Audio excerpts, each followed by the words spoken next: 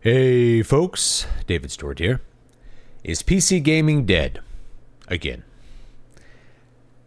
If you want the short answer, it's no, and maybe not for the reasons that people are thinking, because PCs are better than consoles or something like this. But every couple of years, whenever I talk about consoles or like what's the best console, there's always someone who wants to say like, well, the PC is the best console because the PC can play everything and it can play 20-year-old software and it has better graphics and it's just better, better, better. Yes, I accept that the PC is the best platform. If you can afford to buy or build a gaming PC, that's going to give you the most options for what you might want to possibly do as a gamer, including emulation and everything else. But a lot of people don't want to game on a PC, and there's a lot of reasons why they don't. Every couple of years, there's this question that pops up of, is PC gaming dead? It never seems to die, but there are good reasons why people tend to ask this. I'm going to go back in time because right now, if you guys are paying attention, the price of RAM is like going through the roof, and the price of GPUs is going to go through the roof. And this is not the first time this has happened. So if you take a trip back in time to like 2020, there was the big crypto boom, and instead of AI companies buying up all the GPUs and buying up all of the RAM and all of the components that people are going to use to build their PCs, it was miners. They were building these mining rigs out of, RTX cards. And the fact was, you couldn't get a video card. You couldn't get a video card for any price, really. And if you were trying to get one off a scalper, it might be one that was used in a mining rig and it's secondhand and it's burned out and you don't know if it's going to work right. So just getting your hands on a GPU at all, a new GPU, was really, really difficult a couple of years ago. And so that made a lot of people who were into gaming ask this question, is PC gaming finally dead because we can't buy these components? And it didn't quite die, but I think what was helped along with that is that people couldn't get consoles either. It was pretty difficult to get a PS5, and it was maybe easier to get a Series X, but it wasn't that easy, not compared to how it is now where you can just go into Best Buy and buy one. But we are now 5 years into this generation, and it took me at least like over a year, or no, maybe not over a year, but almost a year in order to acquire one of the newer consoles, which I wanted to buy, a PlayStation 5. So I knew lots of people that had to wait months in order to get their hands on the console when that's not really been the case in prior generations. So this restriction on all of the logistics, all of the trade that happened with COVID, that really put a damper on getting consoles out to people as well as getting people components. And yet PC gaming didn't die. So do I think PC gaming is going to die this time? I don't think so. However, we can expect that both gaming companies and consumers are going to react to the realities of shortened supply in the gaming space. So what I think consumers are going to do is they're going to put off buying more components. They're going to put off building a new PC. They're going to find a way to get a cheap upgrade for whatever they have, maybe buy a secondhand card, maybe not upgrade a motherboard, not build a new PC entirely, but just kind of keep on with whatever rig that they have and make the most out of it until prices will come back down. Because one of the things that happens in economics is you get, surge pricing because there's a spike in demand. And then that in turn signals the next round of capital investment, which will then help those prices to come back down as you're able to make more supply to meet demand. The problem with, I think, AI buying up all the components is that demand may not go back down immediately. So you may be looking at quite a while before the components that you want to use in a PC are coming back down. But don't let that discourage you, because the fact is that all of this extra power that we're getting in new GPUs and all the new technology that might be coming out to improve gaming, I don't believe has actually improved gaming very much. I don't think it's made games, well, certainly hasn't made games more fun, but I don't even think it's really improved the fidelity of the games in a way that people actually care about. I think the biggest fidelity improvement that you can get with gaming is an increase in frames per second. So a frame rate increase will produce a better experience when you're playing the game and a higher fidelity experience in general than having sharper textures or a higher resolution, rendering in higher resolution, having frame gen, all that kind of stuff. That just is not as important as a good, solid, high frame rate. And a lot of the newer cards are able to deliver higher frame rates, and that's fine. But what you have to think of is that, have they really improved the fidelity in ways that you really care about as a gamer?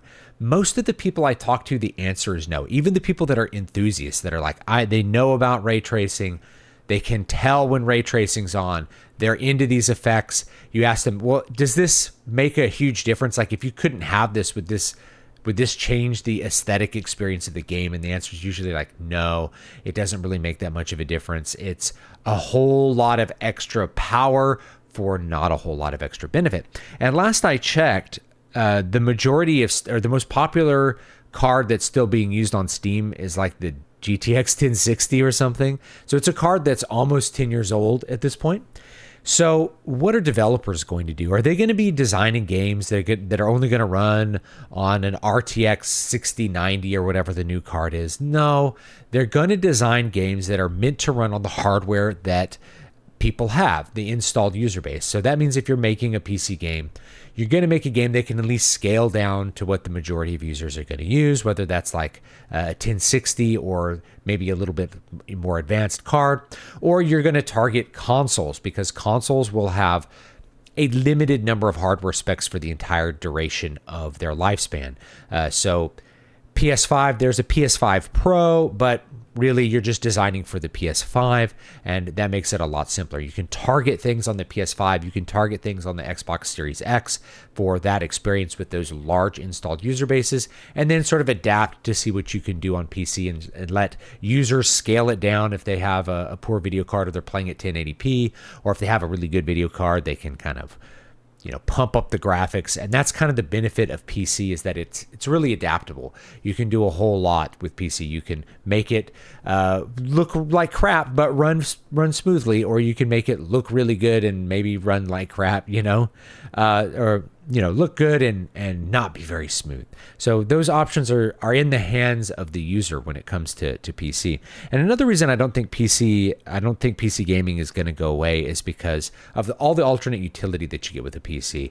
It's a personal computer is not just a gaming device. Even though a lot of people build their personal computers with gaming in mind, there's all this other utility. There, you write your papers on it, you check your social media on it, you watch videos on it, you watch movies on it, you do other kinds of work. You do video editing work maybe on it. You do music production work, which is what I do on my PC, as well as like video production work and all of those other things.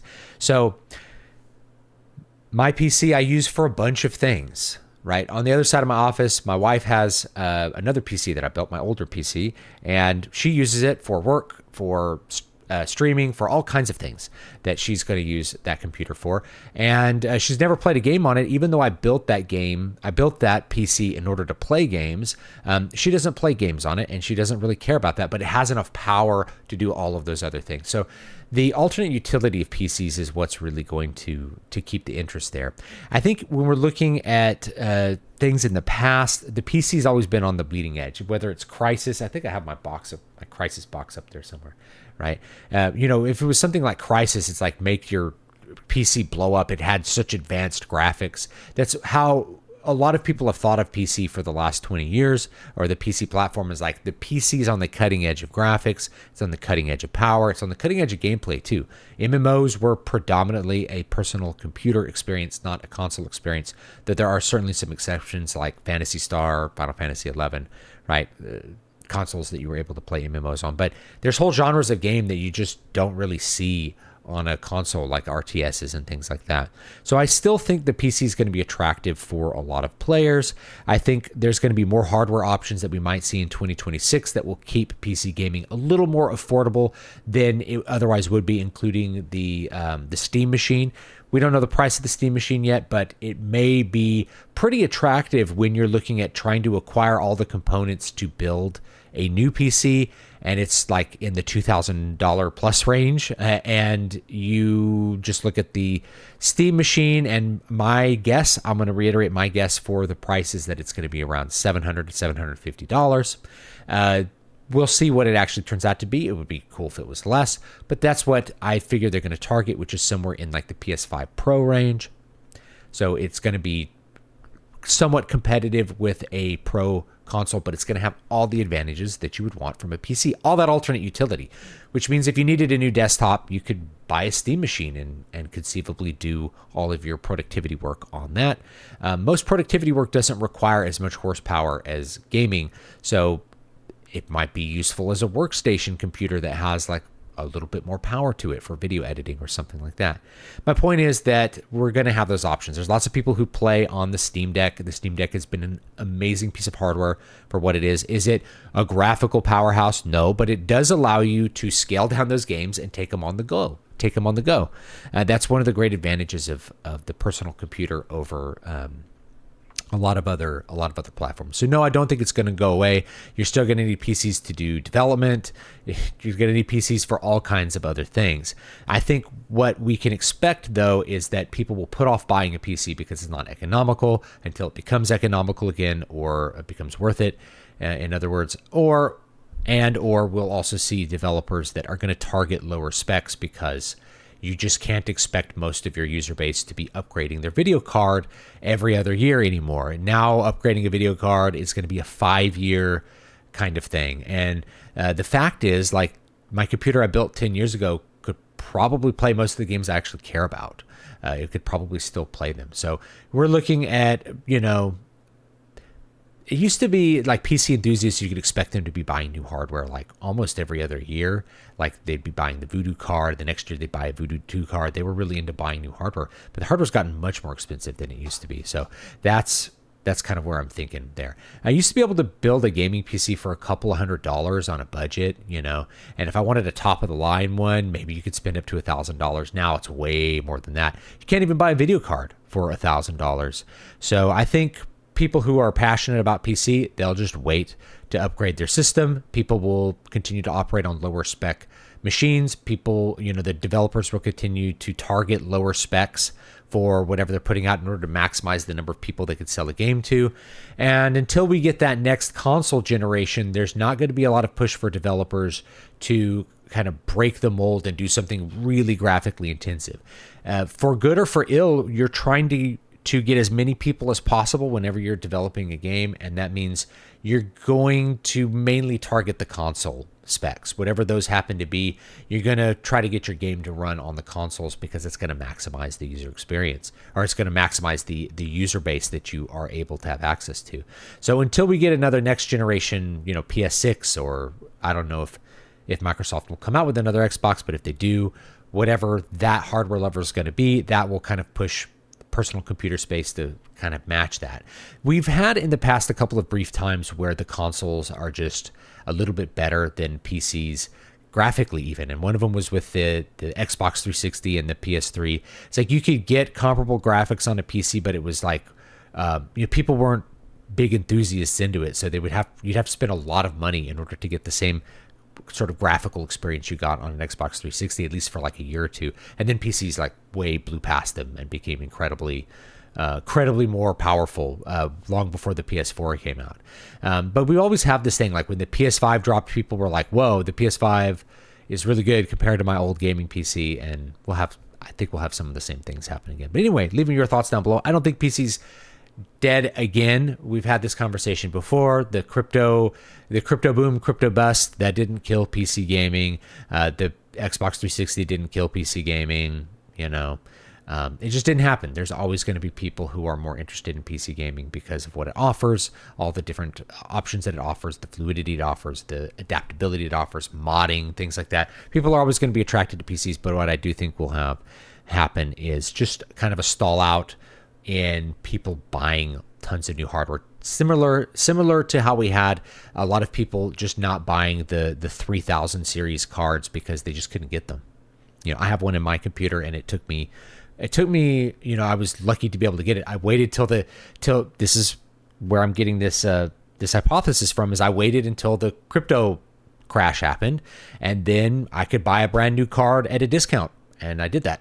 So that's what I did. And I think that's what we can expect other people to do is we'll wait for the crash, we'll wait for the AI bubble to pop, and then you will be able to buy your RAM and you'll be able to buy your video card at a reasonable price. So thanks so much for watching. Don't forget to like, comment, and subscribe, and I will see you all next time. Have a great day. Don't forget to join my mailing list, dvspress.com/list, and check out my Substack. I usually write an article every week, and check out my books. They're all available on Amazon. Here's a couple of the books right here, including Eyes on the Wall is a great horror story with a famous, I don't know, famous for my followers, double ending. Garmish and the Farmer, also a good one. So anyway, guys, I'll see you all next time. Have a great day.